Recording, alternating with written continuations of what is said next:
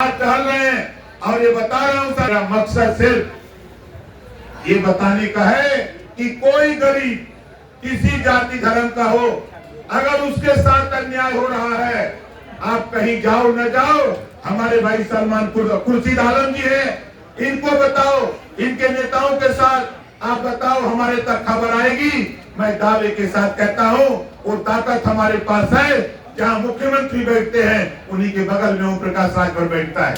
ये ताकत है, ये आप लोगों के बल पे ताकत है। चाहे डीजीपी हो, चाहे प्रमुख सचिव गृह हो, चाहे चीफ सेक्रेटरी हो, चाहे प्रदेश का कोई भी प्रमुख सचिव हो, और चाहे जिलाधिकारी हो, पुलिस अधीक्षक हो, और चाहे दरोगा हो, चाहे सिपाही हो। हम तो होमगार्डों से बतिया लेते हैं, इस नाते बतिया लेते हैं। जब किसी गरीब को होमगार्ड तंग करता, पुलिस तंग करता है, तो जब वो हमको बताता है तो हम उसको पूछते क्यों तंग कर रहे हो? कहा नहीं साहब अब नहीं करेंगे। क्यों नहीं करोगे? अभी तक क्यों किए? तो सोच रखा रहा कि साहब हम सोचे दूसरे पार्टी का नेता।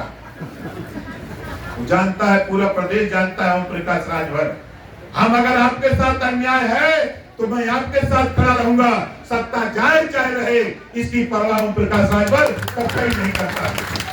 हम अन्याय के खिलाफ जंग छेड़ते हैं, अन्याय के खिलाफ हम लड़ते हैं। ये हमारा मकसद है, ये हमारा उद्देश्य है। दूसरी चीज साथियों आपको बता दूं, नौजवानों देखो, अभी तो आपको ध्यान नहीं हमारी बात पर आ रहा है, लेकिन जब शादी हो जाएगी, बीबी आ जाएगी, जब 4 गो बच्चे हो जाएंगे, तब याद आएगा नून पे लकड़ी।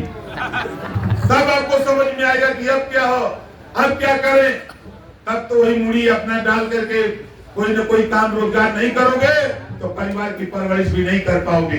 इस नाते हम आपसे कहने के लिए आए हैं कि देखो, 1993 हाई सुप्रीम कोर्ट के आदेश पर पिछड़ों को आरक्षण लागू हुआ है। आप बताओ, मुसलमान पिछड़ों में आता है कि अगड़ा में आता है? पिछड़ा में आता है। जो संविधान में 4 वर्ग है, सामान्य वर्ग, पिछड़ा वर्ग, अनुसूचित वर्ग, जनजाति वर्ग।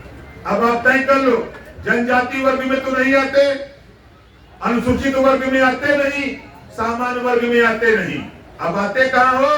पिछड़ा वर्ग में। जो पिछड़ी जाति में जो क्रम है उसमें आते हो, लेकिन आप भ्रम में हो। 1993 32 साल से आरक्षण मिल रहा है, मुसलमान को भी मिल रहा है और पिछड़ी जातियों को भी मिल रहा है, लेकिन इनको पता नहीं कि हमारा आरक्षण कौन मिल रहा है। इसको जरा सोचो।